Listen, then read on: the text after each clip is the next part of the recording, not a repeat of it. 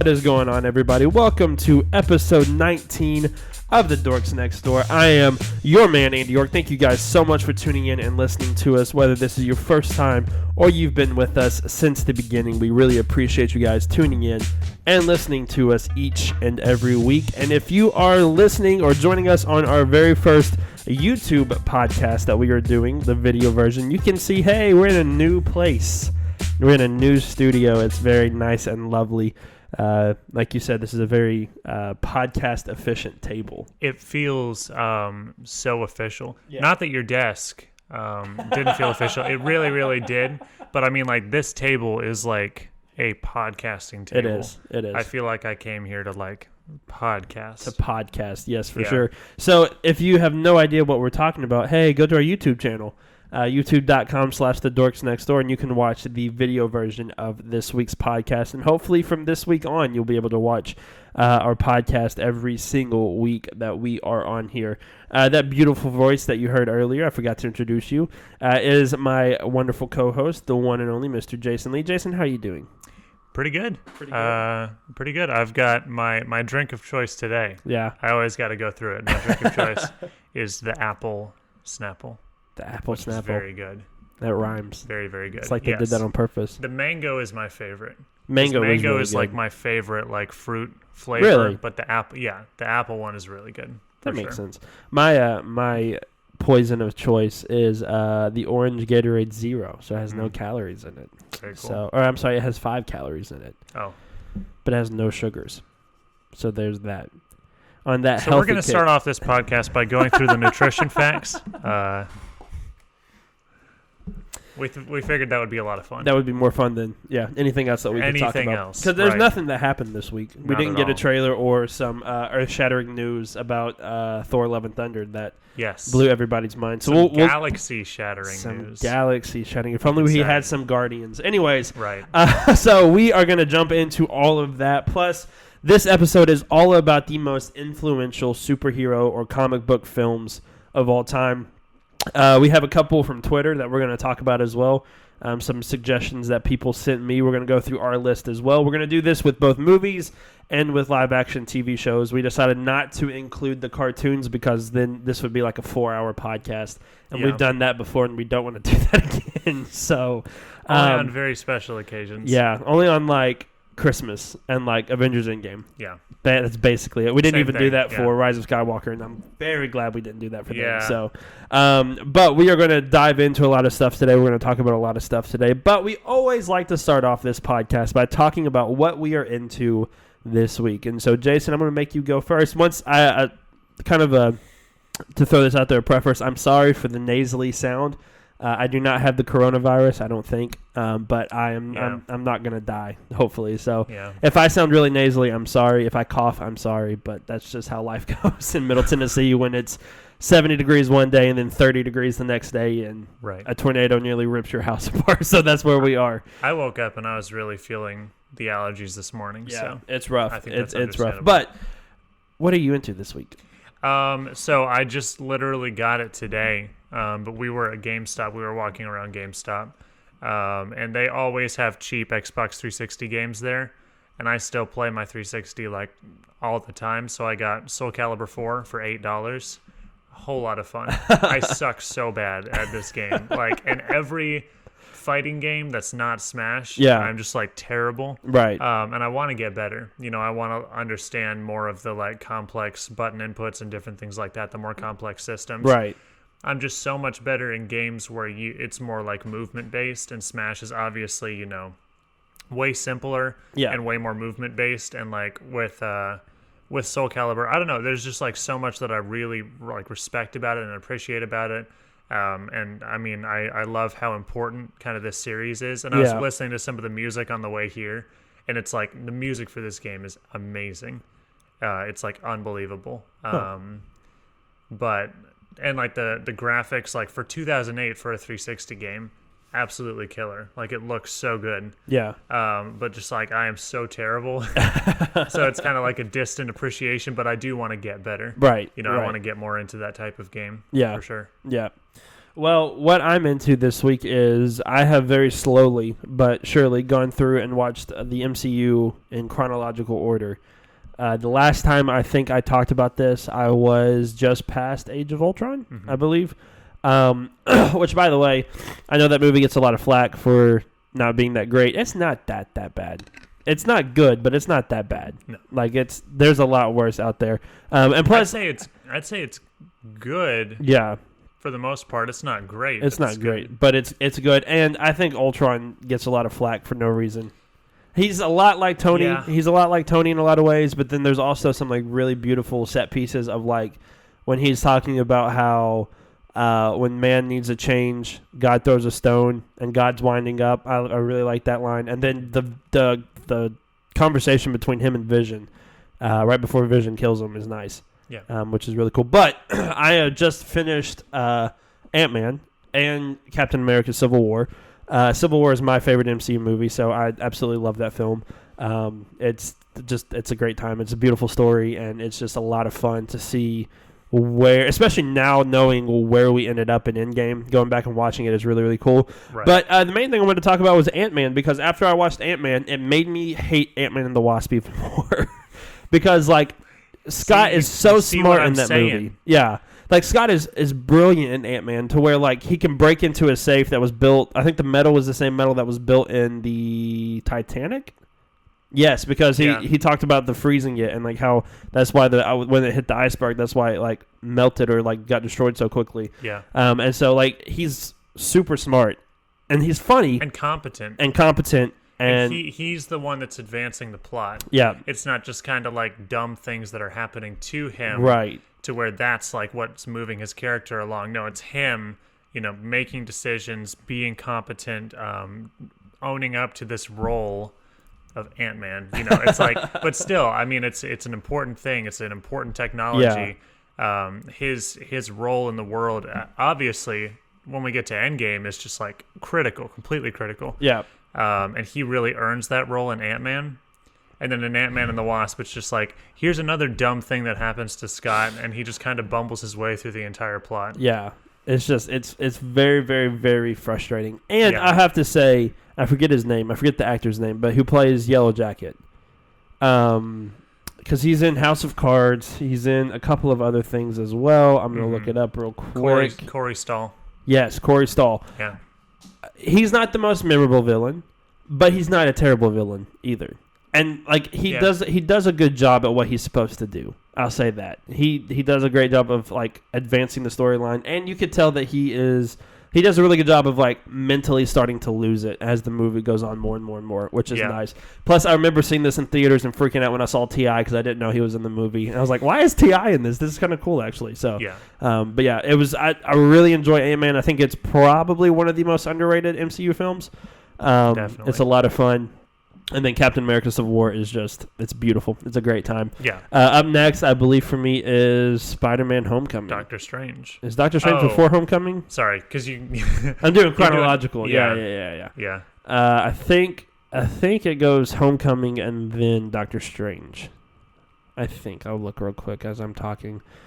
Yes, it goes Homecoming, Doctor Strange, Black Panther, Ragnarok, Ant-Man and the Wasp, Infinity War, Endgame, and then Far From Home. Mm-hmm. So, and by the time I get to Far From Home, Black Widow will be out, and I'll have to watch it too. So, speaking of Black Widow, look at this segue. Look at the transition.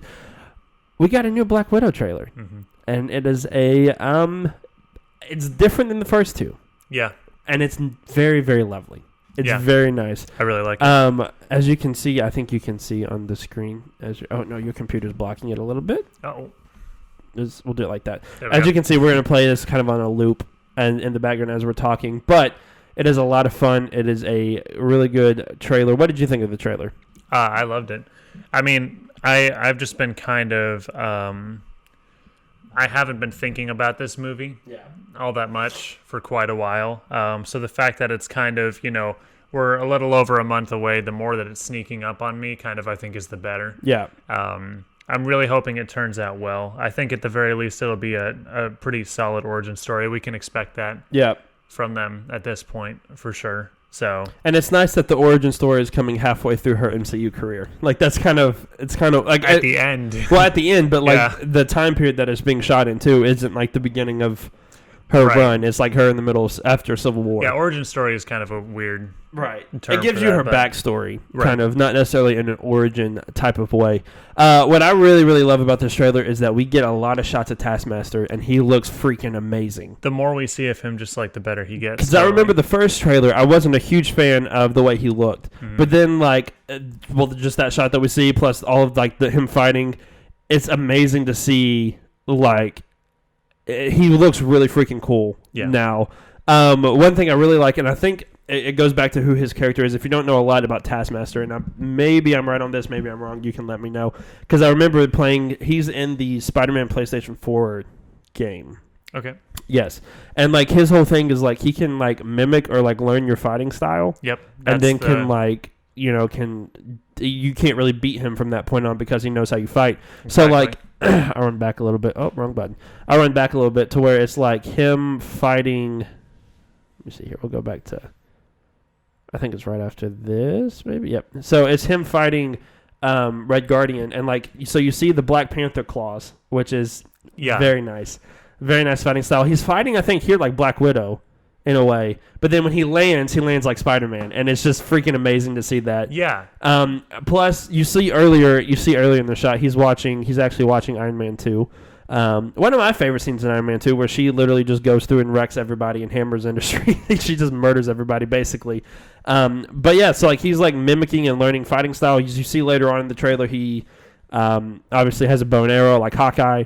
And shoots it. He's got shield work like Cap, which is very nice. No, he really looks like. I mean, it looks like, because Taskmaster traditionally, I don't know if they're going to go with a more traditional Taskmaster to where he just like learns your fighting style literally in the moment on the spot, and then he can beat you. Right. I think that what they're going to do here is they're going to have somebody who is, kind of obsessed with the Avengers in a way, which, is pretty common. Right. And kind of, puts in the work to mimic all the different things that they do, all the abilities that they have. It looks like he has armor. Yeah. He's got a shield that he can throw. He's got vibranium claws. It looks like he's got a bow and arrow. So it looks like he's just kind of taking what he can from the world's most powerful people. Yeah. And just kind of, taking all of that, assimilating all of it, and making that what his style is, and that looks so cool. I think Taskmaster is the perfect villain to go up against Black Widow. Yeah, no, he was the perfect choice for this. Because I know Cap's really good with like hand-to-hand combat, and you've got like Tony who's really good at, I guess, aerial-based fighting style. Mm-hmm. Thor's not really fair because he just has powers, so he just does that, and Hulk's got strength, whatever. But like I think Black Widow is like pound for pound like the grappler, ground fighter, like attacker for sure. And so it's really nice that like Taskmaster's kind of the same way of like doing that. So like that's how like the two Black Widow fighting going on against each other.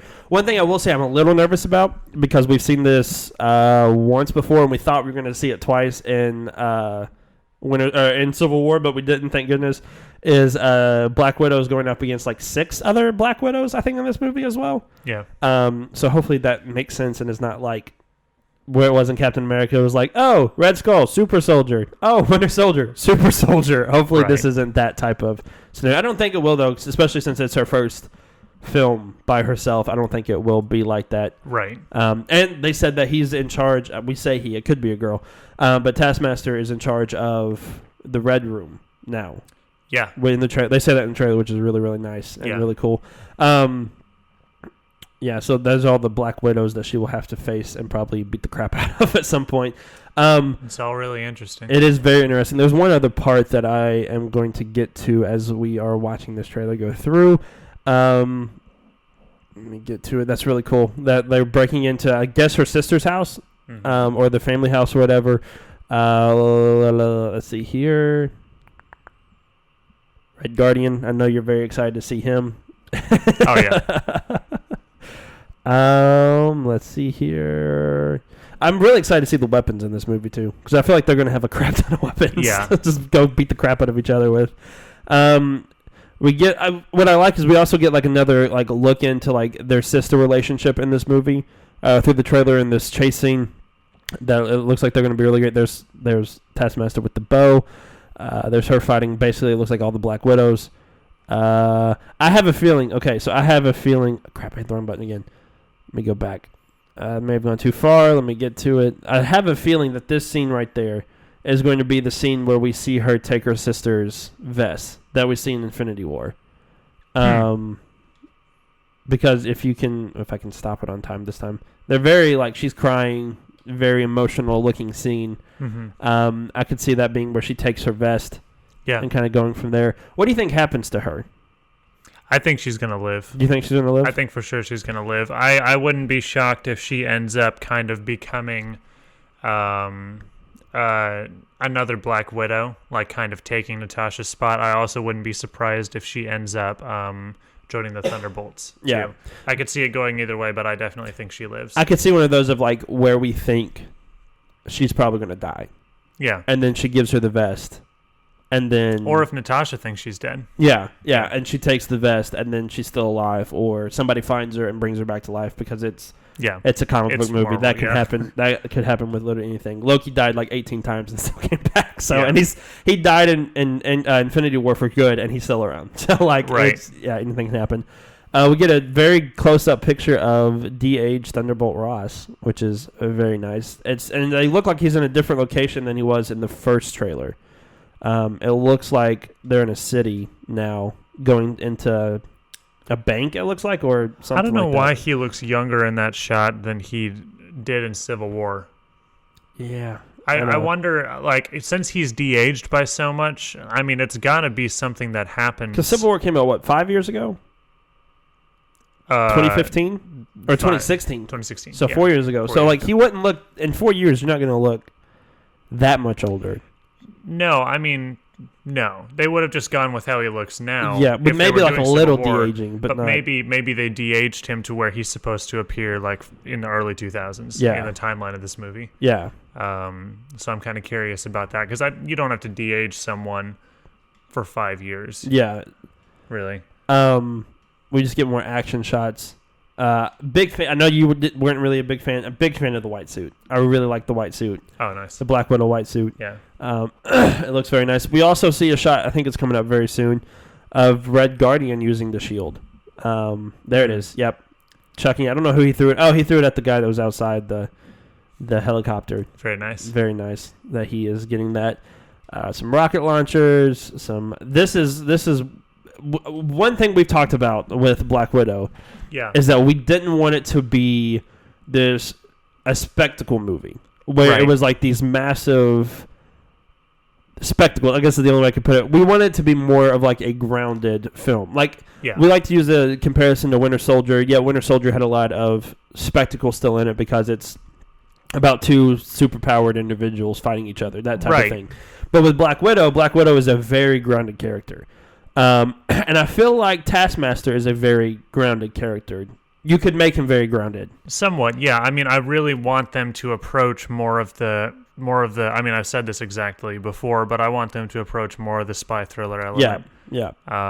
Than the superhero element. Right. We know that they can make a great superhero movie, but with Black Widow, you have such a cool opportunity to go in a different direction, to make sort of a new type of movie, to have some new influences. Yeah. So that's really what I hope to see from this, because we know, I mean, with Winter Soldier, with every movie that Black Widow's been in so far, they've been great superhero movies.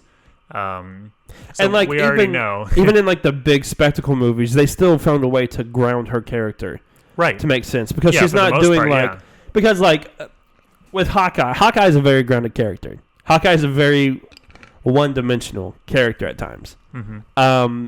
And they've made him interesting in a way in the first Avengers movie, when he was more interesting when he was under Loki's spell than when he was out of Loki's spell. But then they made him interesting in Age of Ultron by giving him a family and everything. But it still didn't make a whole lot of sense when he was able to kill robots with a bow and arrow.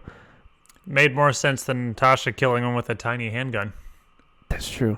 That's very true. Yeah. But she also did she ripped their heads off and stuff too, didn't she? With her bare hands? With her bare hands. They're robots. You can rip off You can just snap their, twist them off. Sure. Ivan Vanko did it in Iron Man 2. She was just going around pressing all the off buttons. Yeah. She was Dr. Duffernet with the self-destruct buttons. Right. But I will say most of the time with Black Widow showing up, it's been a very grounded. She hasn't done anything crazy except. I mean, juxtaposed against like Thor. Right. Yes. Right. But also, I feel like you can go so much more into the human element. Yeah. Then I mean she's clearly superhuman, right? In the Avengers movies, like the feats that she had, like one of the moments that really always has got me in the first of all, getting swatted by the Hulk, that would kill you. Yeah. Second, she's like flying on Loki's speeder with him, and then she like jumps off, and like does a roll onto the top of Stark Tower. It's like you would be going at like 100 miles an hour. Yeah, you would just like splat right into it. Then like the thing about Proxima Midnight, like her thing, when people like freaked out when they saw Cap catch it in the trailers because like nobody's really supposed to catch it except her, right? Or like it's supposed to have like this super powerful thing to it, I think. I don't know. And then like Black Widow caught it like it was nothing and stabbed Corvus Glaive with it. And just killed him very quickly. Well, didn't kill him, but yeah. So she is grounded, but as grounded as you can be in a movie with a flying god and a guy that turns green and all that other stuff. But I still think that this will be probably. I hope this is the most grounded MCU movie to date. Hopefully. Yeah, because in terms of grounded, and again, like I'm trying to describe grounded the best that I can because it's kind of difficult to describe a little bit, right? Especially in these terms. Yeah. But I want it to be sort of the most like kind of low key and I mean like we were just on the frame of like her falling out of the sky and like they're fighting each other like in the air. Right. Obviously, it's still going to have some like insane action spectacle elements to it, but I want a lot more of those low key elements. Yeah, and like. A lot of people are like comparing it to Mission Impossible. Yeah. Mission Impossible has a lot of spectacle stuff in it too. It does, but also Tom Cruise's character is like a human. Yes. And he's not ever really juxtaposed. He's not supposed to compete with superhumans, right? Throughout those movies. It's just him being a human, right? Still obviously kind of beyond feats that a human can accomplish. Yeah. But like Mission Impossible, James Bond, that's more of the angle that I'd rather they come from than even Winter Soldier, because Winter Soldier is about Captain America, who's obviously very different from Black Widow. Yeah. Yep, no, I definitely agree. But I am very excited to see this. It comes out May 1st. Well, it'll come out, that's a Friday, so the 20 or the 30th? Is April a 30 or 31 month? 30. So, so it will come out probably April 30th. The early release will come out April 30th, so we will definitely be going to see that and covering it when it comes out. We'll talk about it for sure. We also have another movie coming out in April that we might cover, and that's New Mutants. I saw the new trailer for it a couple weeks ago, so it looks interesting. It looks very interesting. It doesn't look as bad as I thought it was going to be. Okay. Which is very exciting because it looked very rough. And like it's been delayed 30 times, I think. So it's been one of those things. So before we jump into our most influential superhero films of all time, we are going to discuss one more thing about the Marvel Cinematic Universe, and probably just became my most anticipated Phase 4. Phase 4? Are we in Phase 4 now? I think this is Phase 4. Yeah, I think so. I think Phase 4 goes just throughout. It goes from Black Widow to this year. Thor? Yes. Or to Thor. I think it goes to Thor. Yeah, I think you're it right. goes to Thor. Yeah. But my most anticipated Phase 4 film is the last movie in Phase 4. Yeah. And that is Thor: Love and Thunder, because on the press tour for Vin Diesel's new movie Bloodshot, which I don't know if I'm going to go see yet or not. I haven't decided.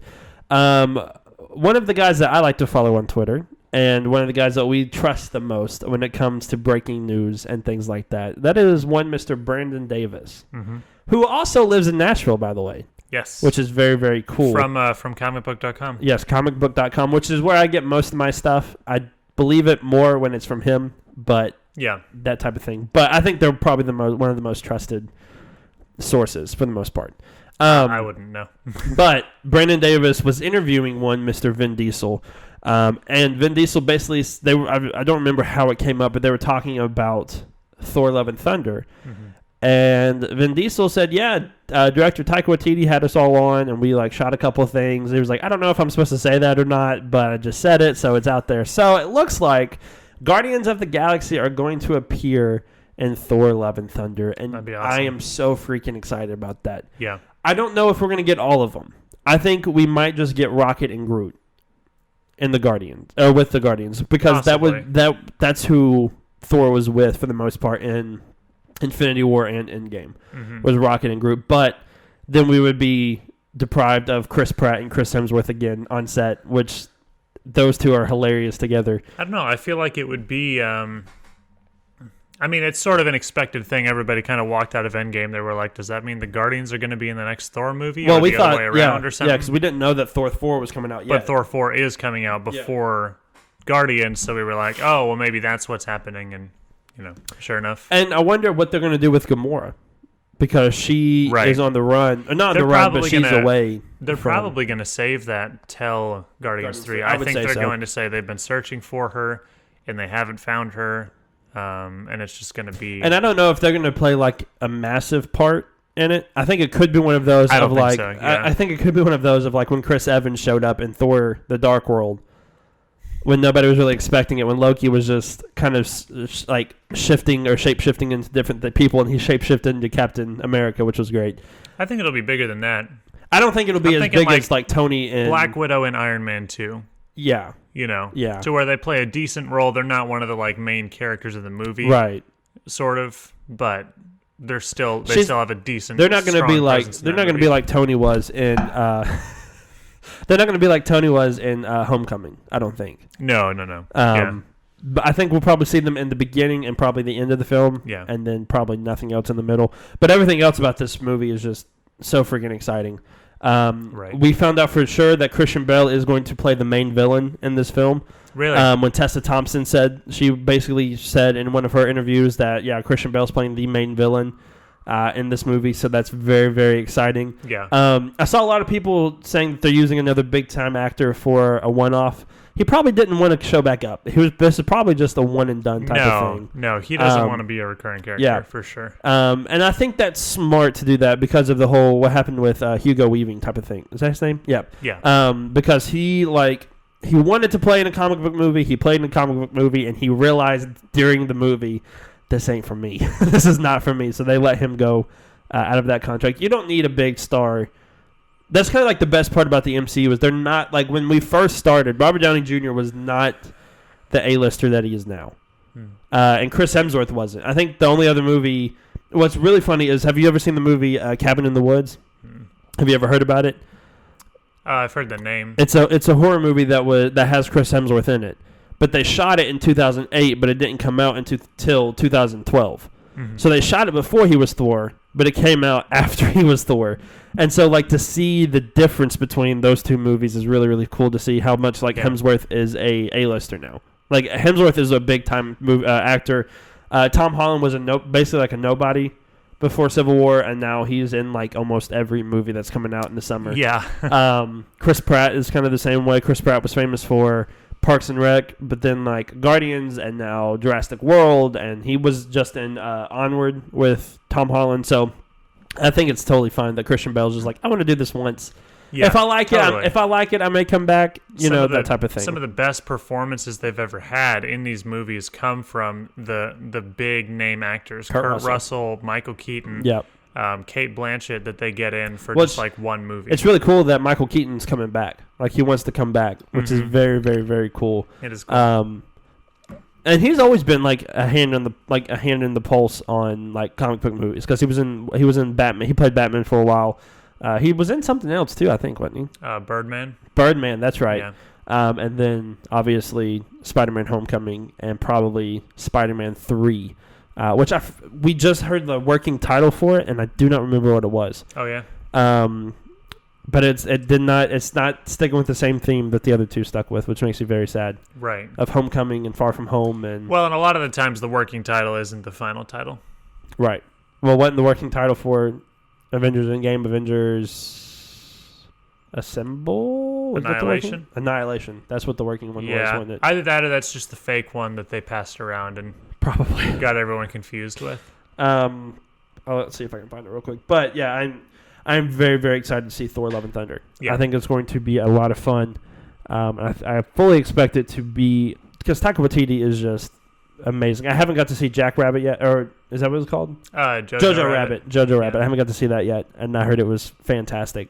And he directed the season finale of The Mandalorian, which was really, really good. So he's doing a lot of really fun stuff as well. So that's going to be a lot of fun to do that.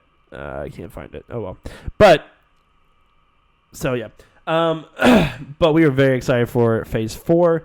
It starts May 1st, basically with Black Widow. We're getting Falcon and Winter Soldier in August. Hopefully, they just stopped shooting that because they're in Prague and the whole coronavirus thing is just freaking everybody out right now. Yeah. So they have stopped shooting that for a little bit. They stopped shooting another movie too that was supposed to come out this year that may be delayed a little bit. So there's a lot of stuff going on, but it's still very, very exciting to see what's going to happen in Phase 4 of the MCU. So that's going to be a lot of fun to do that. What's up, dorks? It's your man, Andy, letting you know today's episode is sponsored by Anchor.fm. Now, let me tell you why Anchor.fm is the premier place to start your very own podcast today. First off, it is absolutely free. It doesn't cost you a penny to get started. They also have these really cool creation tools that allow you to record and edit your podcast right from your phone or computer. They also distribute your podcast for you on several different platforms, including Spotify, Apple Music, Google Play, and many other platforms as well. But here's the best part about Anchor.fm. You can start making money with your podcast today. It doesn't matter how many views you have or how many listeners you have. You can start making money with Anchor.fm right away. It has everything you need in one place to start your very own podcast today. So make sure you download the Anchor app or go to Anchor.fm to get started today. That's download the Anchor app or go to Anchor.fm to get started today. Back to the show. So what we are going to mainly talk about for the rest of the podcast is we're going to be discussing the most influential comic book films or superhero films of all time. If we do not mention one that you think that should be in there, make sure you leave a comment below on our YouTube channel so that we can know what you think, because we want to interact with you guys that way. So make sure you let us know what you guys think, because there are a lot of films we're going to talk about. I think we have like a list of like 14, 13, something like that. We're going to talk about the film and how it's influential and then kind of what it influenced, like movies that kind of followed after it. We're going to talk about some of those as well. So the first one we're going to start with is all the way back in 1978 with Christopher Reeves, the late Christopher Reeves, playing Superman. So Superman 1978, a film I have not actually been able to see yet. I need to sit down and watch it. But everything I've seen about it and everything I've read about it is it was the first superhero film. I believe so. At the very least, it would be the first successful one. Yeah, the first one to be kind of massively successful, and something that's very sort of intrinsic to the superhero genre, especially now, is massive success. So yes. And it also was like the first solo film that kind of... How many movies came after it? 4? Was there 4? 3 after it. There were 4 total. 4 after it. So there was not a trilogy, but there was a quadrilogy. Yeah. Wow. But it kind of paved the way for other movies to come out in the late... Just don't watch the last 2. I heard the last 2 are very, very rough. Yeah. Quest for Peace. Quest for Peace, is that 4? Yeah. And then 3 was... I think just Superman 3. It's a great name. Yeah. But it kind of paved the way for movies, other superhero films that came out in the 80s and 90s. You have Tim Burton Batman in 1989. That obviously starred Michael Keaton in it. And it also had Jack Nicklaus as the Joker later on in the trilogy or in the franchise. But, there was all of those famous movies in there as well. You also have Blade that came out in 1998, which we'll talk about here in a little bit as well. You said there was a Supergirl movie that came out in the 80s? Yeah, I think it was 1984. Obviously not very known, but... No, and I believe it was the first female superhero movie, technically. Yes. But yeah, 1984. Box office of 14 million, budget of 35, so... Not very well. Not exactly a success. Didn't even make its money back. Yeah. But Supergirl's not on our list, unfortunately. But there is another two female movies that we're going to talk about. Not necessarily good, but they were financially successful. Mm-hmm. So we'll talk about all of those. I'm sorry if I sound like I have something in my mouth. I have a cough drop that I just had to put in there. Oh, yeah.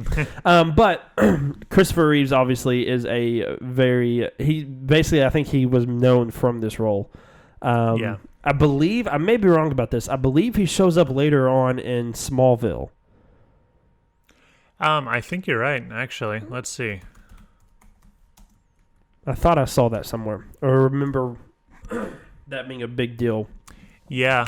Yeah. He doesn't come back as Clark Kent, obviously, but he comes back as a farmer or a doctor or something like that. Mm-hmm. Unfortunately, Christopher Reeves passed away when he was like 50, I believe, in 2004? No, 2008, something like that. But so obviously he's not around with us anymore. But the first Superman film, 1978, is a very good movie from what I've heard. You've recommended it several times.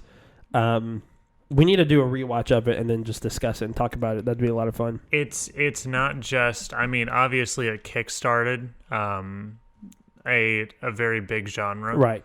Of movie to come after it, which comic book adaptations, but it's just kind of like a cornerstone of cinema, and of cinema of that decade. It's one of the biggest, like, kind of box office successes of the 70s, and it's just like definitely one of the most important movies to have ever been made. So it's one that I recommend, everybody. And I watch. think it's very safe to say that if we didn't have the Superman, successful as it was, Superman of 78, you probably wouldn't have gotten the Sam Raimi Spider-Man in 2002.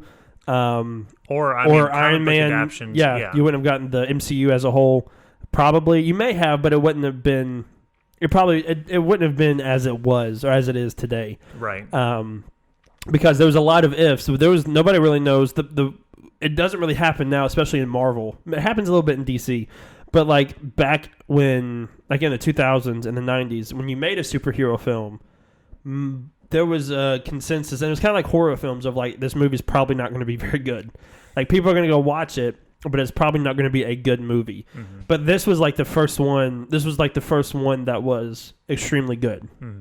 And like critically, people loved it and things like that. So, and then the Tim Burton Batman movies obviously played a massive role in the success of the comic book film industry as a whole, as well, from the 80s. And then the movie we're going to talk about now, which came out in 1998, starring Wesley Snipes.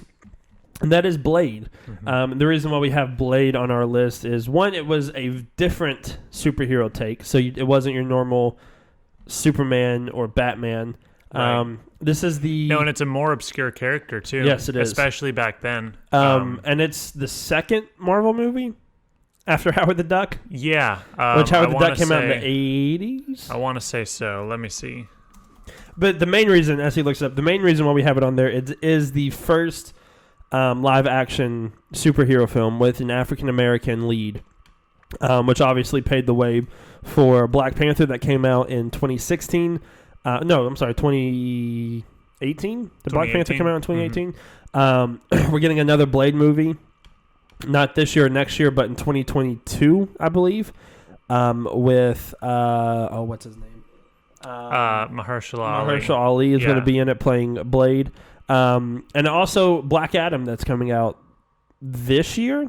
No, next year. Black Adam, which is coming out next year, played by Dwayne "The Rock" Johnson, obviously. Of course. But none of those would be as widely successful without Blade that came out in 1998. It was a trilogy, I believe so. Yeah. And the trilogy isn't really that bad, is it? All three movies are pretty decent. People don't like the third one. People never like the third one. Right. Yeah, with superhero trilogies outside of the MCU, the third one is always where it falls off. Yeah. Batman, Superman, Blade, Spider-Man. The Dark Knight, quote unquote. The Dark Knight Rises isn't that bad, but compared to the other two, I mean, it's not that good. So, but it's definitely, it started the trend and it's paved the way. Unfortunately, we didn't have, well, there was another one that Shaq was in. X-Men 3. X-Men 3, but like as a single lead star. Shaq was in what's the name of that movie? It's a terrible movie. A superhero movie. Yes. Let me find it. Steel. Oh. Yeah, Shaq played in Steel, which was not that great. It's a little rough. So in 1986 we had Howard the Duck. Yes, which is the first MCU film, a Marvel film. Yes. So there was a serial film about Captain America back in 1944. Wow. Which doesn't really count. Right. And then there's Howard the Duck. And then there's The Punisher starring Dolph Lundgren. That's came out right. in 1989. That's right. But it was a limited theatrical release, so we can only partially count it. Right. In 1990, there was this really crappy Captain America movie where he has like this see-through plastic shield. And that was a limited theatrical release. So that one doesn't really count. And then there was an unreleased Fantastic Four, Roger Corman's Fantastic Four. A very interesting kind of looking into the production cycle on that movie. Yeah. But that never came out in 1994, and then Blade in 1998. So basically Blade was the second. Blade is the second successful. Major, yeah. Well, the first successful, because Howard the Duck, you can't count as successful. That's true. But that's very true. The second kind of like major Marvel adaptation. Yeah. But it's very influential. The first Blade movie is fantastic. Absolutely love it. Wesley Snipes in it is basically Blade, and it's perfect. It's awesome to see that. I think Mahershala Ali is going to do a fantastic job as well in 2022. He played in Luke Cage season 1, but he was only there for like half the season. Right. I forget who he played. I forget the guy's name. He played Cottonmouth. Cottonmouth, that's right. But he was fantastic as Cottonmouth. Yeah. That's such a good season. No, I mean, everybody basically unanimously wishes that he had stuck around and just been the main villain. Yeah, so I would have too. But I'm still very excited to see what happens in Blade in 2022. And then we're moving on to our third character, or our third movie on the list, and it's our first team-up film. And that is the X-Men that came out in 2000. Now, the Fox franchise has definitely had its ups and its downs. Yeah. I think that I forget how many Fox movies there have been. 12?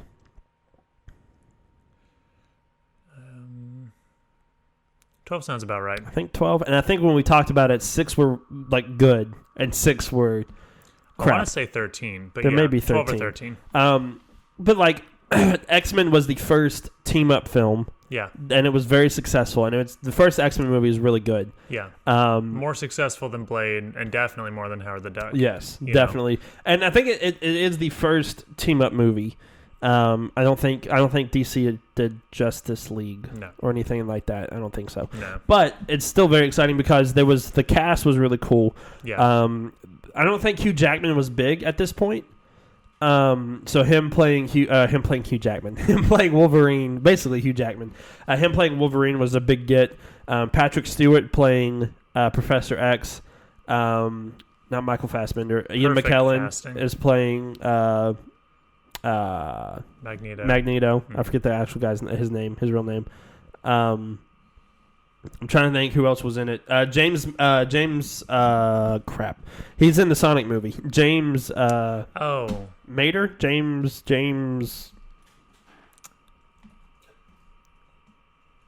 Marsden? James Marsden. James Marsden, yes. Yeah. He's in it. He plays Cyclops. Yeah. Who is definitely the most misused character in the entire X-Men franchise. Is very frustrating. I don't think he's good in any of the movies, which is very frustrating. But yeah, so this was the very first team-up film. It was widely successful. It was very good. It paved the way for the Avengers, basically, later on. Yeah.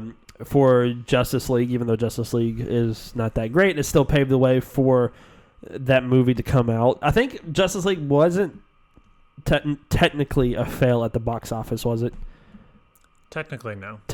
Yeah. So, but it was a fail of a movie. But it wouldn't have been there. The Avengers probably wouldn't be what they are without X-Men 2000 coming out. Right. The second movie came out in 2003. Yes. And then the third one came out. X3 came out in 2006. That's right. And then they did like 3 others, I think. Yeah. So after that, they did X-Men First Class. Yeah. And then Days of Future Past. And then Apocalypse. Which we don't talk about Apocalypse. Yeah. And then they've also done. Obviously, they've done Dark Phoenix. Yeah. Which we don't talk about that. They did 2 Deadpool movies. Logan, which we'll talk about later. X-Men Wolverine Origin twice, and both of them are very frustrating. I did not know this though about the first X-Men Origin Wolverine with Deadpool in it. That was very frustrating, but all of Ryan Reynolds' lines were basically ad-libbed. Oh, really? Which is why when he talks, it's the only interesting thing and like funny thing. Everything else just kind of sucks in that film. Interesting. But yeah, so that was I saw that the other day. I thought that was really interesting. But X-Men 2000 is a very successful movie and definitely deserves to be on the list of the most influential films of all time. It definitely sets up a lot of stuff. And it really kick-started the whole, the 2000s boom of comic book movies.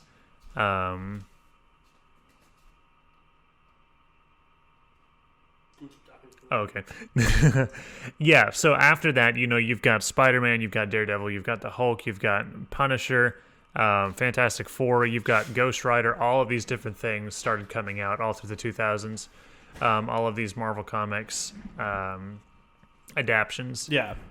So X-Men, Blade was very important to that, but X-Men was extremely successful. Yeah. So it kind of like was the first, big boom in terms of comic book movies. And then 2002 came, and a little movie came out by a director who also made Evil Dead, and that is one Mr. Sam Raimi. Now listen, I've given my thoughts a lot about these movies. I'm not the biggest Sam Raimi Spider-Man fan. I will say the first Spider-Man movie is really good. The first Spider-Man movie is good. Spider-Man 2 is really, really good. Spider-Man 3 sucks.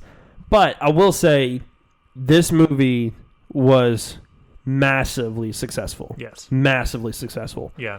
More so than probably any other solo superhero film up to that point. To that point, probably. Yeah. I would say so.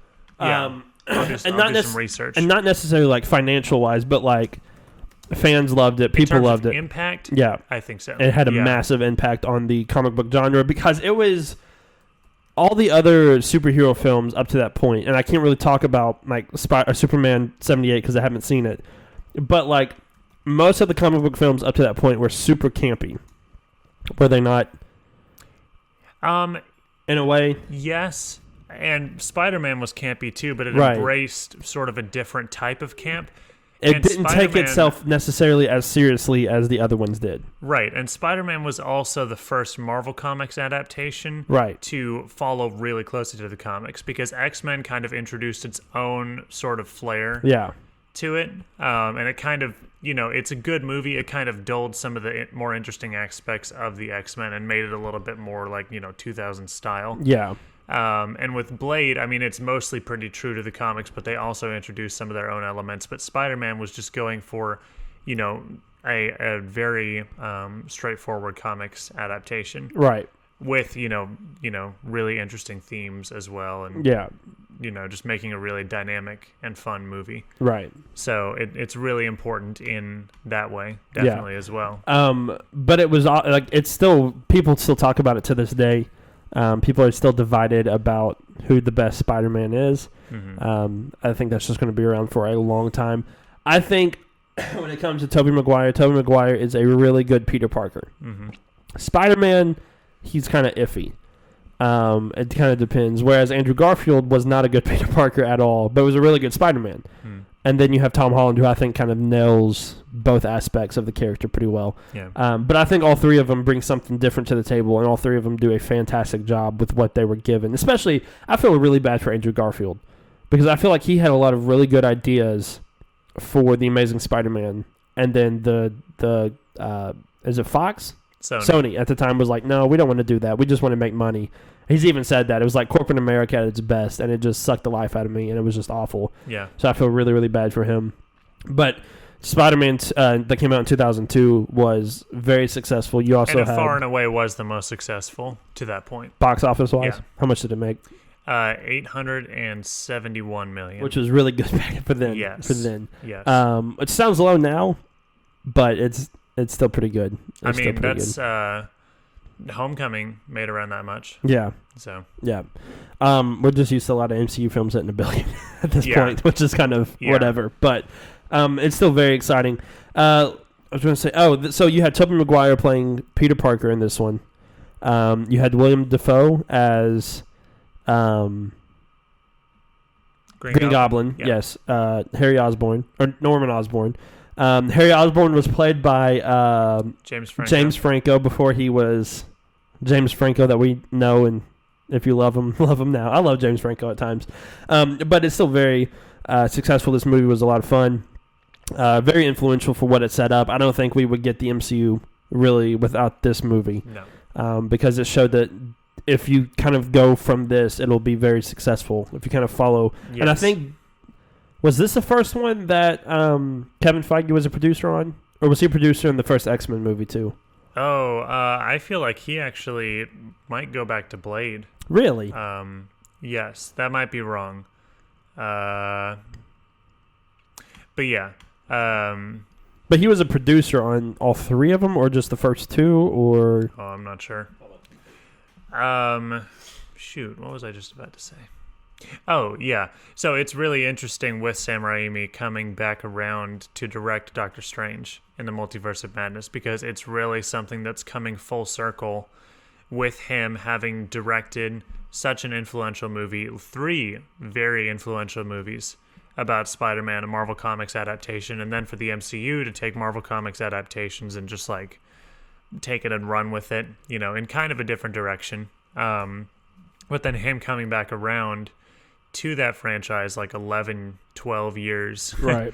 after it started, to direct a movie for them. I think that's so cool. It's really poetic to see that. Yeah. He was not a producer in the Spider-Man movies, but he was a producer. He gave them ideas for... Was it The Amazing Spider-Man? Yeah. I think so. Yeah. So, and they didn't follow through with it or listen to it. So, but yeah, so Spider-Man 2002 is on our list. And then comes 2004 and 2005. And the reason why we have these two movies on here is because they are influential in their own way. They're not good films. They're terrible films. But they're the first widely successful female-led superhero film. Mm-hmm. And that is Catwoman came out in 2004 and Elektra came out in 2005. I believe so. Which widely successful is sort of a stretch. But yeah, it was more successful than Supergirl in 84. Yes, for sure. That is. And this was like the first attempt for a few years. Actually 20 years. From Supergirl to when Catwoman came out and when Elektra came out.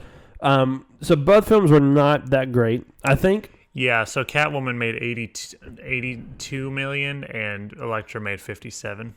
Okay. So. Yeah. But was Elektra came out after Daredevil? Yes. Right? Yeah, it was kind of a Daredevil spinoff, sort of. Right. Which, if you've seen Daredevil...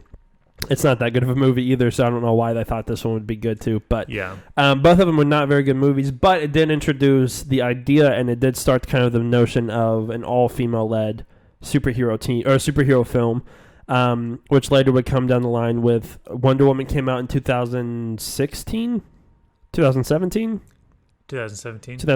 and then Captain Marvel came out in 2019. Mm-hmm. Plus, the Captain Marvel 2 is in the works, and Wonder Woman comes out this year. Mm-hmm. Or Wonder Woman 2 comes out this year.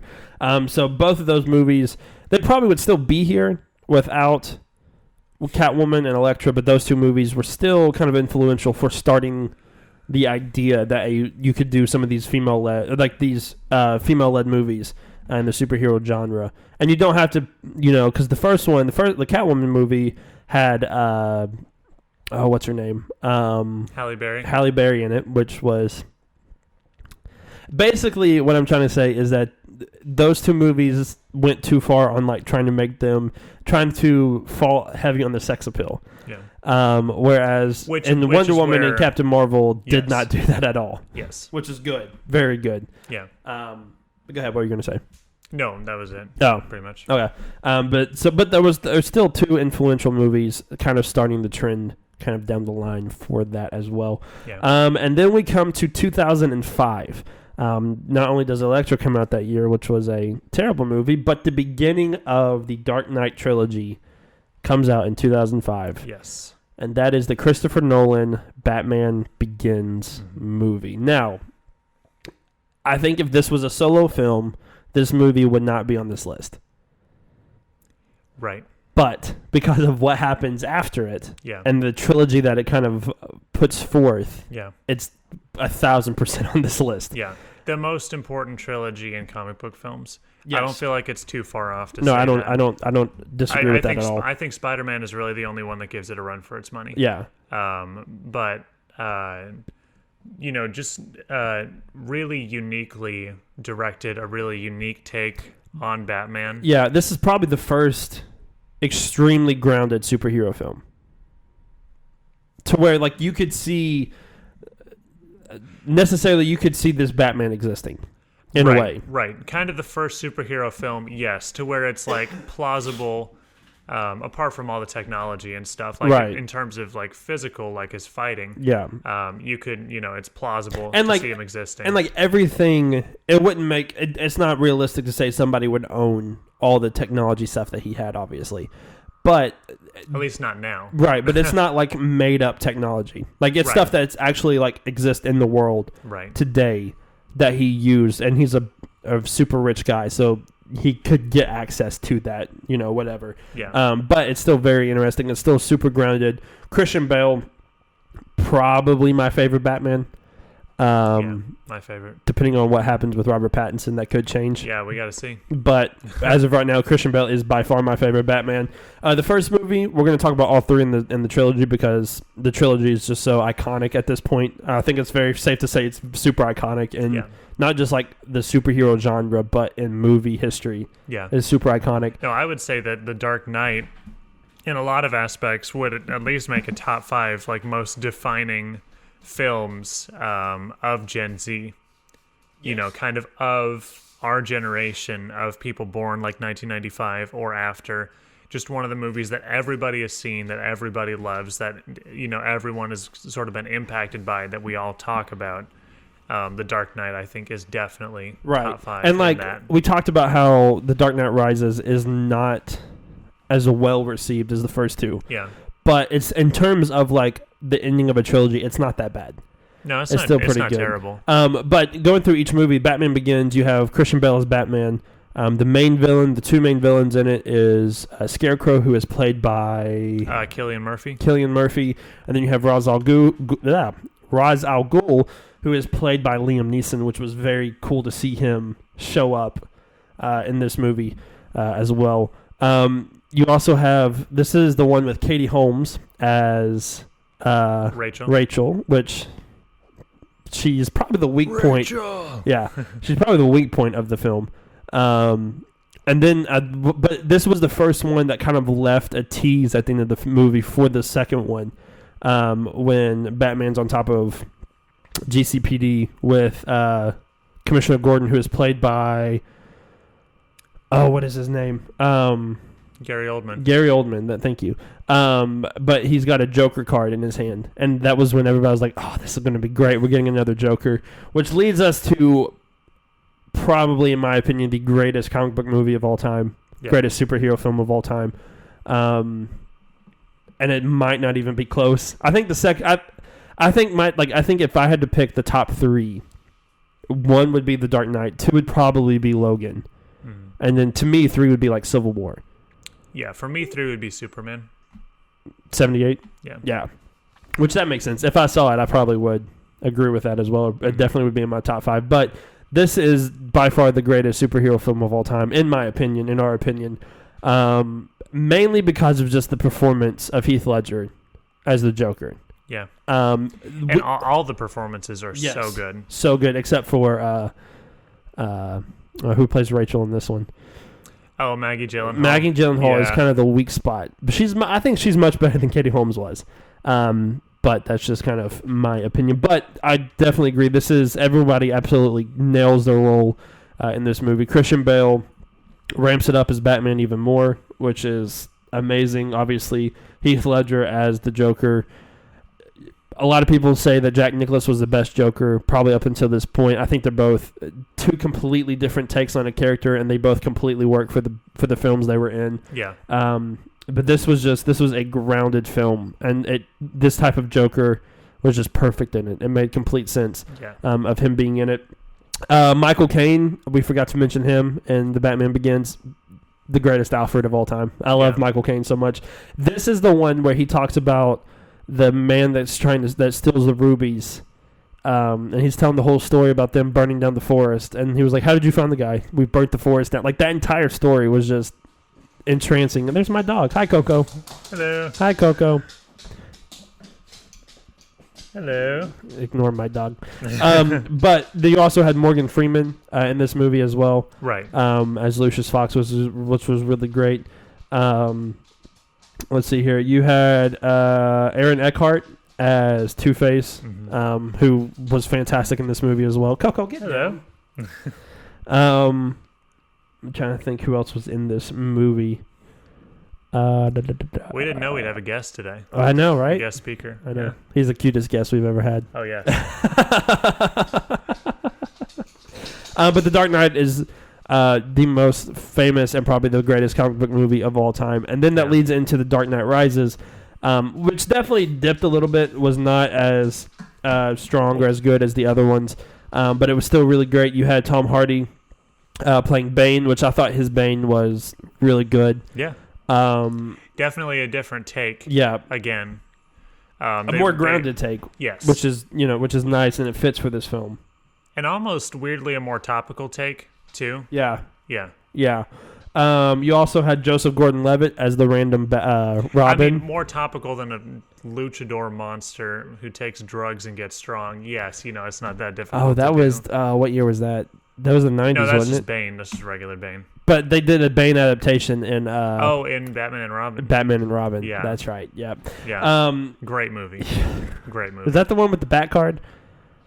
Never leave the cave without it. Is that one? Oh, yeah. Yeah, that's great. One of my first YouTube videos ever that I hope never gets seen again by anybody on the planet. I'll link it. Was a review of Batman and Robin. Oh, was it? Yeah. That's nice. We'll have to find it and play it. Yeah. You also have Joseph Gordon-Levitt as the random Robin appearance in this movie, which is kind of...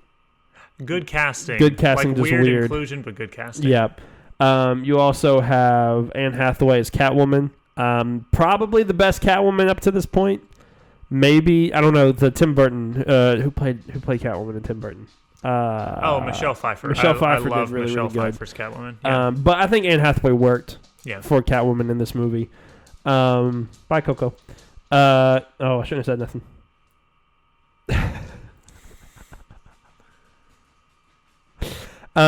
You also have Cillian Murphy. Mm-hmm. He shows up in all 3 films. He's like the consistent villain that shows up in all 3 films, which is very nice. He shows up in The Dark Knight at the very beginning of the movie and gets arrested. Yeah. When you have all those fake Batmans fighting. Yeah. And you have the famous line from, "I'm not wearing hockey pads." Yeah. And then you have him in this one. He plays the judge. Right. As they walk on ice, I thought that was really, really cool. As like a punishment of like, you either die or you're gonna die, so just pick which way you want to die, which is really cool. Gary Oldman is he's amazing as Commissioner Gordon. I'm excited to see what's his name? Oh, he's playing Commissioner Gordon. Jeffrey Wright. I'm excited to see Jeffrey Wright's take on Commissioner Gordon, but Gary Oldman is really, really strong. Yes. In this as well. He's one of my favorite actors. Yeah, mine too. I'm trying to think who else. Oh, so what's really cool, I think this is the guy, but there's a U.S. senator whose name is Patrick Lee, Leahy, a massive Batman fan, and has appeared in almost every single like Batman movie at some point, or like has appeared in like the trilogy at some point. He's in this movie, The Dark Knight Rises, as he's at the party at the very beginning when they're honoring Harvey. He's at the party then. He's in the Tim Burton Batman movie. I think he's in the one where Penguin is giving his town hall speech. I think he's in the background there. Yeah, he's in a couple other... He's also in the cartoon. He plays one of the villains in one of the Batman cartoons, which is really, really cool that he's a big Batman fan. Yeah. Doing all of that. But yeah, so the Dark Knight trilogy is definitely one of the most influential trilogies of all time, influential movies of all time. But then this leads us to 2008, and if you're not an MCU fan, you might not want to listen for a little bit, because there's a lot of... Not a lot, but there are probably 4 to 5 MCU films on this list.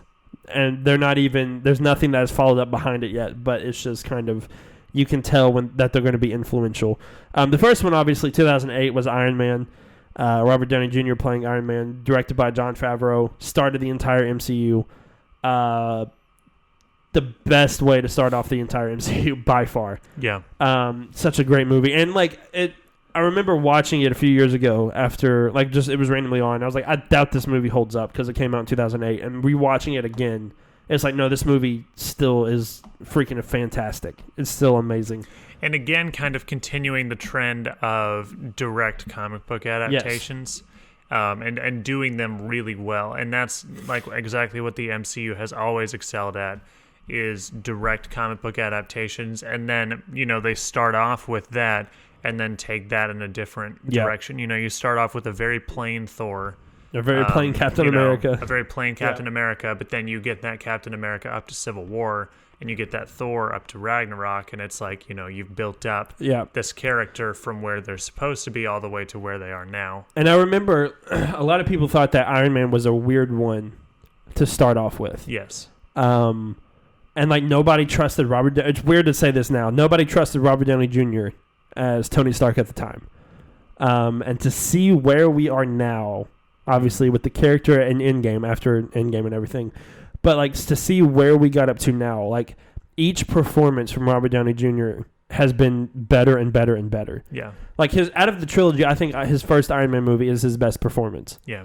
But like his performance in Civil War is fantastic. His performance in all the Avengers movies are fantastic. When he shows up in Homecoming, it's amazing to see him, there as well. So but this is the one that started everything in the MCU.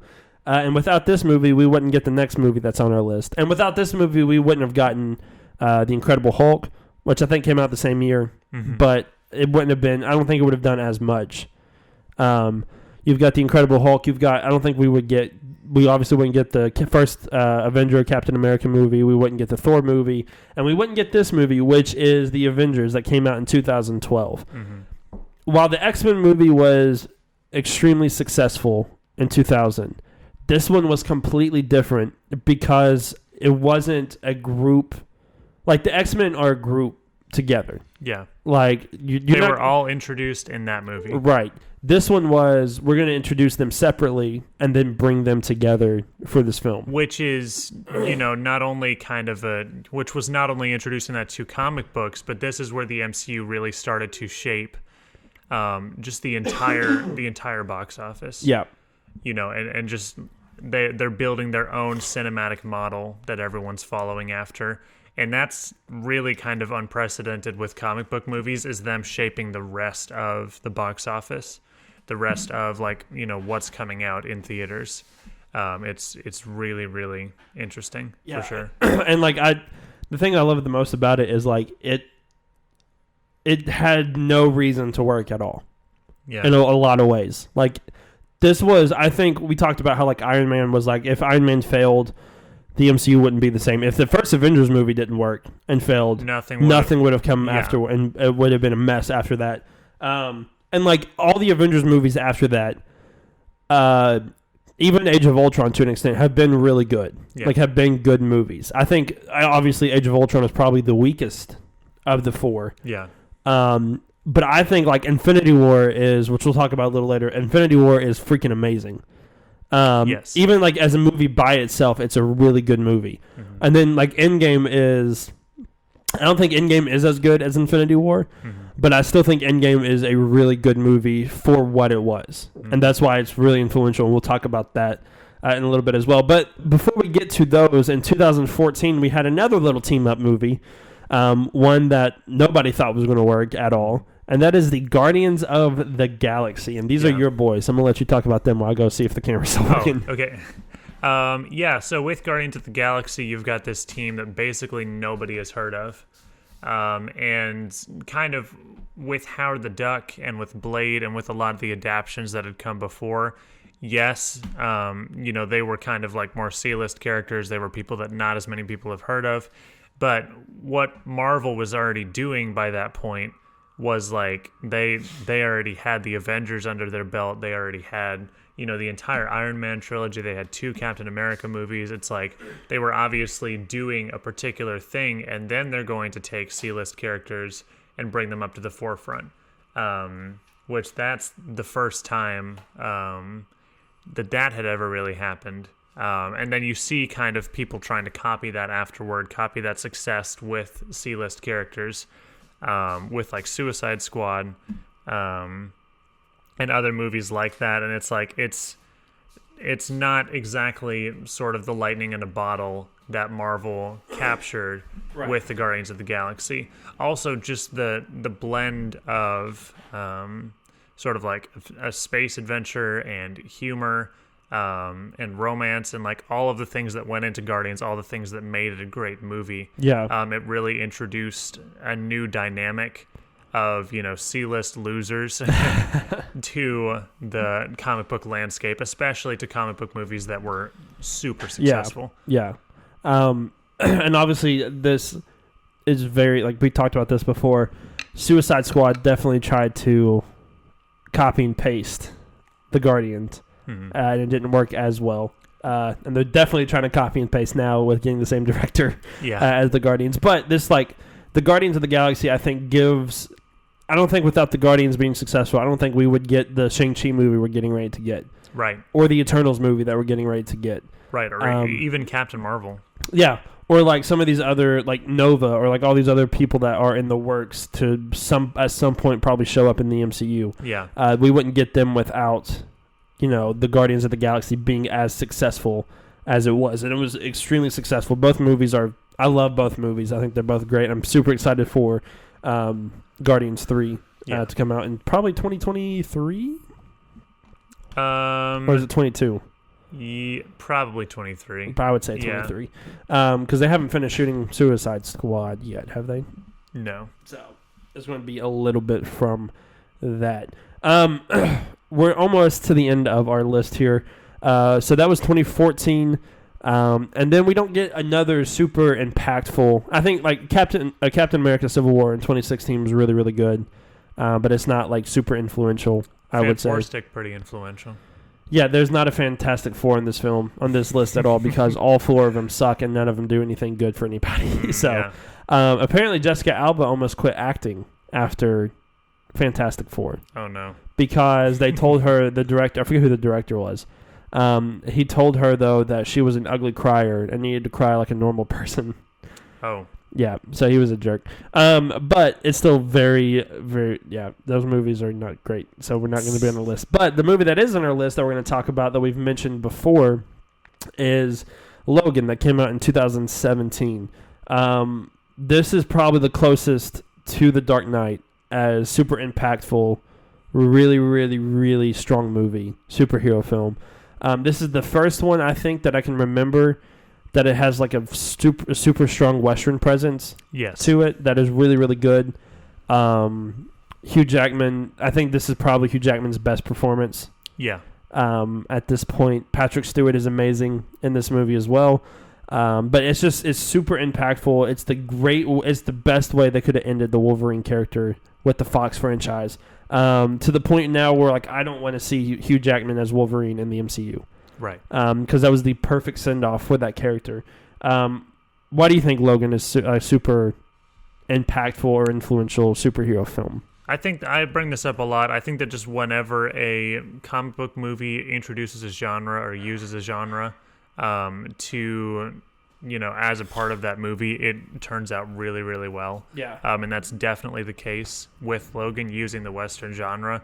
But also just giving a comic book movie its own very unique feel within the field that it's in. I mean, Logan stands out so much from Guardians and Spider-Man and Wonder Woman and other things that came out that year. Not that those are terrible or anything, not that they're not great. Right. But Logan, it just has this element to it that's so different. It sets it so apart from everything else that it's just like completely fantastic. And the fact that it's a standalone is so important. Yeah, it really is. And so that was kind of the end of the Fox. Well, you had Deadpool 2 come out in 2018, and then you had Dark Phoenix come out in 2019. I guess. Yeah, which that was unfortunately the end of the Fox franchise. X-Men, as you go out with Dark Phoenix, but that's a sad way to go out. But Logan is definitely an influential film. I'm excited to see what they do with the character in the MCU. I think there's a lot of things that they could do with it, especially if they get like the full right to the Hulk character. Yeah. A Hulk and Wolverine movie would be a lot of fun, especially with Mark Ruffalo. And I don't know who to get to play Wolverine yet. I haven't really thought about. There was that rumor going around that Superman. Oh, Henry Cavill. Yep. No. Maybe with like the right direction. Maybe, but I doubt it. I can't see it. That would be very weird. But our last two films on our list that we'll talk about, and that is super influential, even though they just recently came out, they have completely changed the superhero genre forever. And that is Avengers Infinity War and Avengers Endgame. We put both of them on the list because they basically are a movie together. Yes. So yeah, this is we talked about with the Avengers of like if the Avengers didn't work, none of the rest of the MCU would have worked, and this is the perfect example of this. Of they set up Thanos as the main villain for the Avengers all the way back in the first Avengers. Yeah, and if that didn't work, Infinity War and Endgame wouldn't have been as big and successful as they are. Right. Infinity War brought in $2 billion. Yeah, almost 3. Yeah, and Endgame brought in 3. Yeah. So both of them obviously are. Endgame's the most successful movie of all time, box office wise, and so it's very, very, very exciting to see because like the reason why it's so successful is it got you to care about all of the characters before it comes in, to the point where like you even care about like a side character who is a villain. He's like an anti-hero in Loki.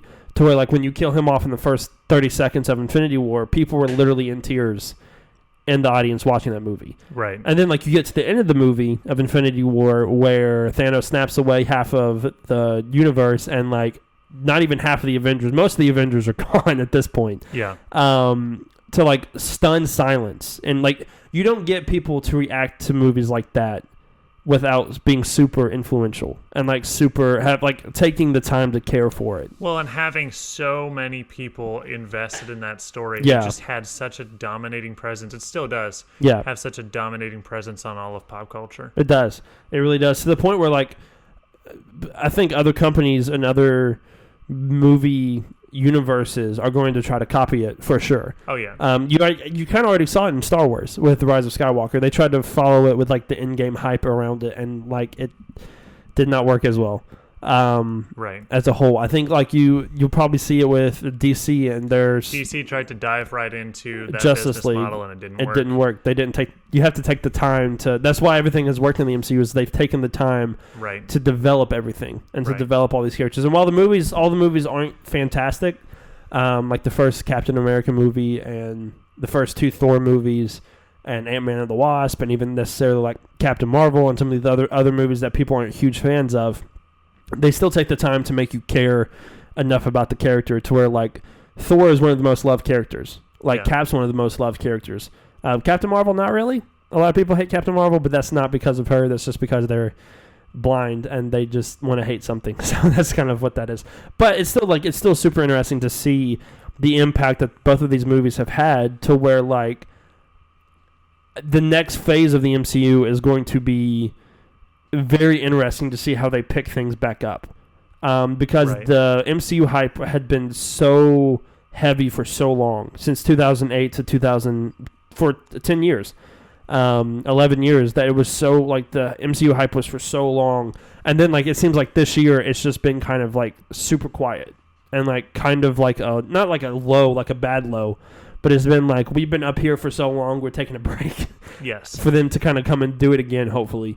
So it's still very interesting to see where they go from here with the rest of the MCU. But these two films have changed the entire MCU and superhero films for probably forever, which is very, very, very interesting. Yeah. Any other movie that you can think of that we didn't talk about or touch?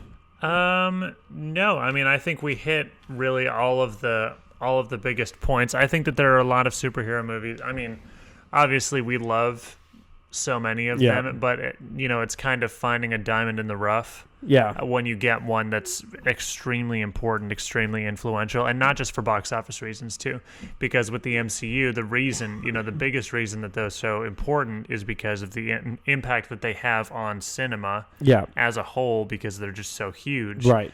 But when you get something like Logan, when you get something like Batman Begins, that whole trilogy, it's a different sort of impact, and like an artistic impact. And like we didn't talk about it because it's not a live action film, but like that's why Spider-Man Into the Spider-Verse was such a big success too, is because it was something different. Yes, and it made an impact in this time where like superhero films don't necessarily make a massive impact because we get so many of them. Right. No, it made an artistic impact where so many other films were making a cultural impact. Yep. Which is very, very true. So some of the movies that these have kind of, I was thinking about that they kind of influenced, like the earlier movies. Like, this is very sad to say, but if we didn't get Blade in 98, which was the first rated R movie, Deadpool probably wouldn't have been as like pushed at the time, because it would have been the first one ever, probably. So both Deadpool movies. Venom, we wouldn't have got that gem of a movie. Or Morbius, that's coming out next year. Is it this year? Is Morbius coming out this year? Oh, I don't know. I think Morbius is coming out this year. So yeah, that was two nice little touches. Great. We were going to talk about TV shows. Thanks, Blade. We were going to talk about TV shows, but this episode has run along a little bit. So we may make that next week. We may make that part of next week for that as well. Oh, let me read some of the tweets that we got about the most influential superhero films. Coco's back. Hi, Coco. Hello. Let me find it.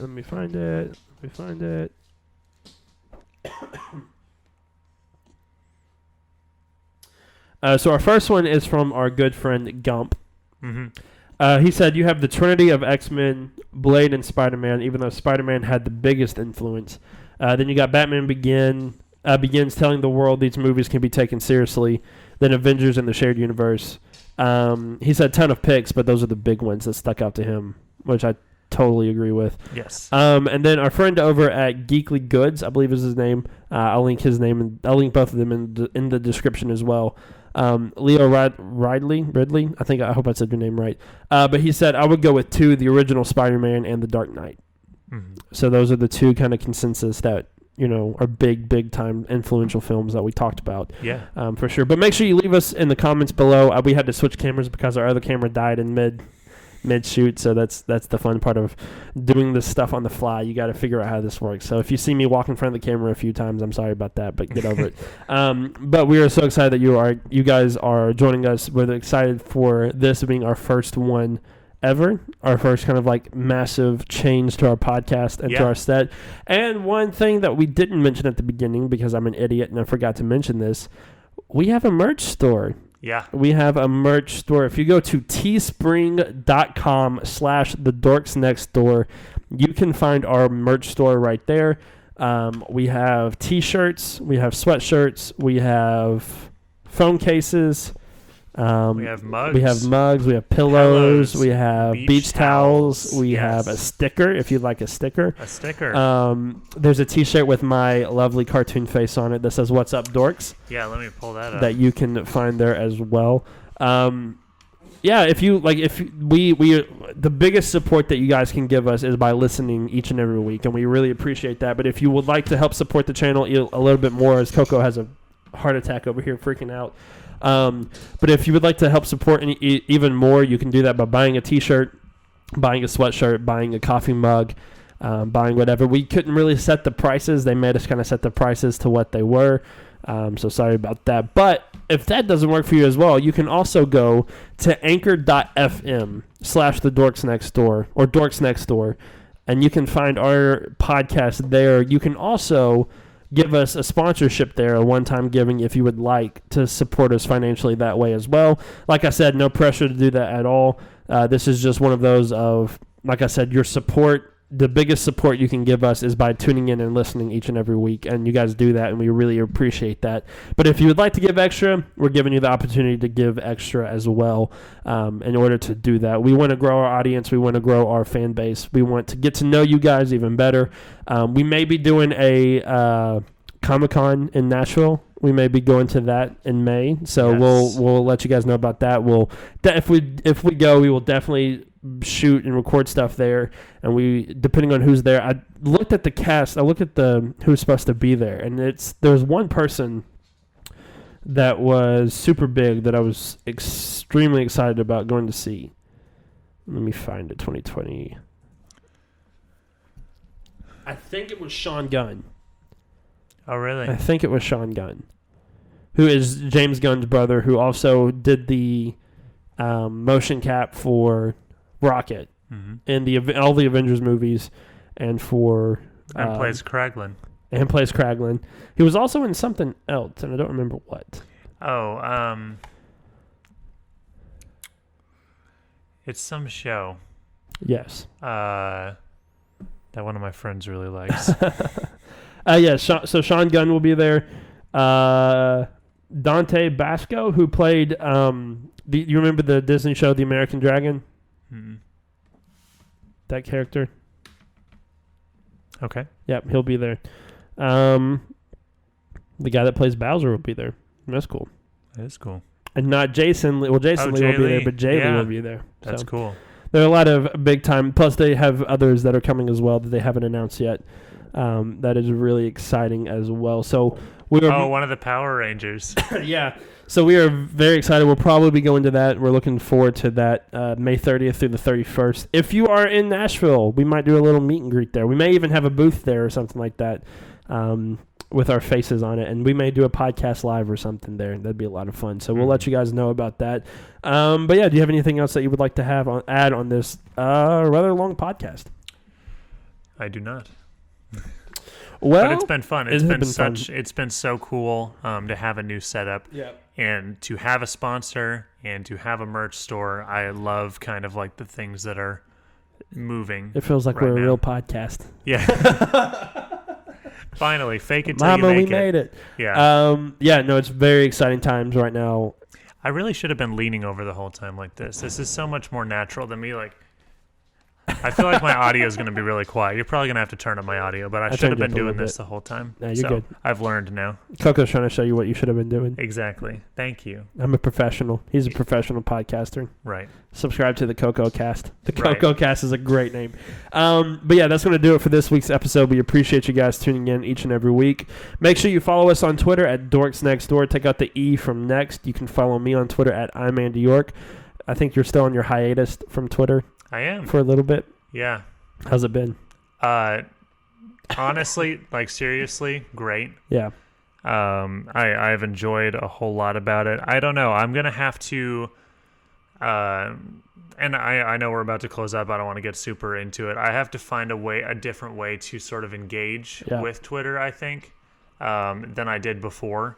so that it's not something to where I'm like constantly looking at it, constantly checking it. Because just for me personally, it really like weighs down on me. I know I've talked about that before. Yeah. So what I normally do is like I don't spend a whole lot of time like on Twitter necessarily. I get notifications all the time from Twitter, to where like if I see something that's big, I'm like, oh, let me check this out real quick and go from there. But you still find idiots on there, especially.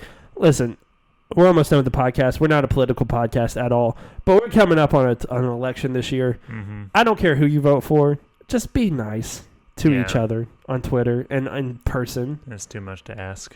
I know that's too much to ask. And, like, do your civic duty and vote, because if you don't vote and then you complain, you kind of have nothing to complain against because you didn't help in the first place. Right. But be nice to each other. Yes. Be good people. Be good people. I know I'm asking a lot of people. I can get behind that. Be good people.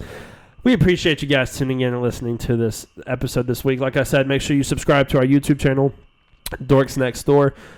Make sure that you subscribe to our podcast. You can find it anywhere on Spotify, SoundCloud, Apple Music, Google Play, Anchor.fm. I think Beaker now. Basically, anywhere you find your podcast, you can find the Dorks Next Door. So we appreciate you guys. We love you guys. We'll see you guys in the next podcast.